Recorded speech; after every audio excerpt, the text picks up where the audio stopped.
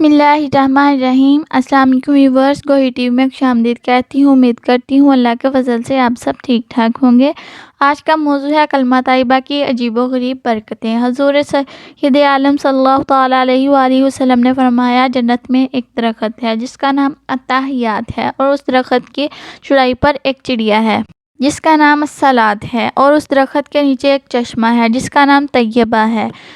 جب کوئی شخص لا الہ الا اللہ محمد الرسول اللہ صلی اللہ علیہ وآلہ وسلم کہتا ہے تو وہ چڑیا پر پھڑپھڑانے لگتی ہے، اور اس کے 1000 پر ہیں، اور ہر پر میں 1000 سر ہیں، ہر سر میں 1000 چہرے، ہر چہرے میں 1000 منہ، اور ہر منہ میں 1000 زبانیں ہیں۔ ہر زبان سے وہ 1000 قسم کی بولیوں میں اللہ تعالیٰ کی تسبیح بیان کرتی ہے، اور اس کی 2 بازو ہیں، ایک مشرق میں دوسرا مغرب میں۔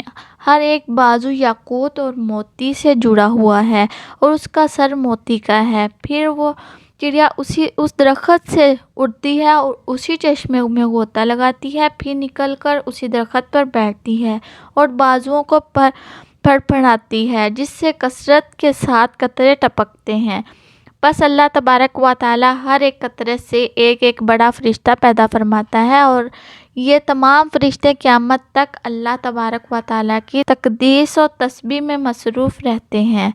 سرکار مدینہ صلی اللہ تعالیٰ علیہ وآلہ وسلم کا فرمان علی شان ہے، جو کوئی بعد نماز فجر طلوع آفتاب تک لا الہ الا اللہ کا ورد کرتا رہے اور درمیان میں دنیاوی بات نہ کرے تو اللہ تبارک و تعالیٰ اس کو ضرور جنت عطا فرمائے گا، آمین۔ اور جو کوئی وضو کرتے وقت یہی کلمات کہے تو اللہ تبارک و تعالیٰ ہر قطرے کی بدولت میں ایک فرشتہ پیدا کرے گا جو قیامت تک کلمہ پڑھے گا، ان سب کا ثواب اس شخص کو ملے گا۔ سرکار مدینہ صلی اللہ تعالیٰ علیہ وآلہ وسلم کا فرمان علی شان ہے، جو شخص سوتے وقت 2 مرتبہ لا الہ الا اللہ محمد رسول اللہ کہہ لے، گویا اس نے اللہ کی راہ میں 2 غلام آزاد کیے۔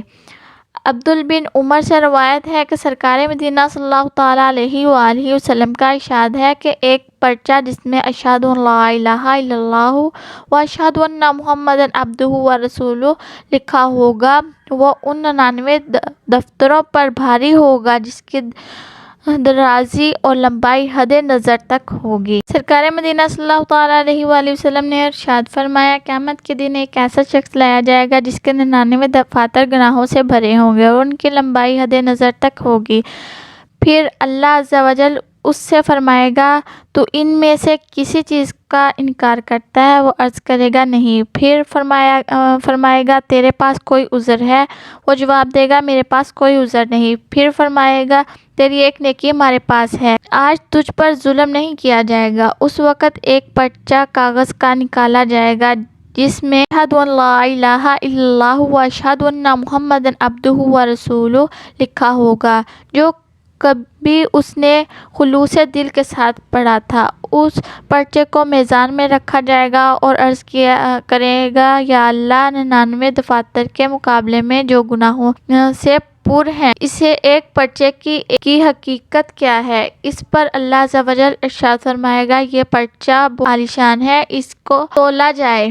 پھر وہ پرچہ ایک پلڑے میں اور 99 دفاتر دوسرے پلڑے میں رکھے جائیں گے، تو یہ پرچہ پلڑا ان دفتروں کے پلڑے سے بھاری ہو جائے گا، کیونکہ اللہ عز و جل کے نام کے برابر کوئی چیز نہیں ہو سکتی، وہ سب سے بھاری ہے۔ سرکار مدینہ صلی اللہ تعالیٰ علیہ وآلہ وسلم کا فرمان علی شان ہے، جب کوئی اللہ عز و جل کا بندہ لا الہ الا اللہ کہتا ہے تو اللہ عز و جل کا عرش ہلنے لگتا ہے، حکم ہوتا ہے اے عرش ساکن ہو جا، تو کہتا ہے اے اللہ عز و جل اس کلمہ پڑھنے والے کو بخش دے تاکہ مجھے سکون حاصل ہو، ارشاد ہوتا ہے میں نے اسے بخش دیا۔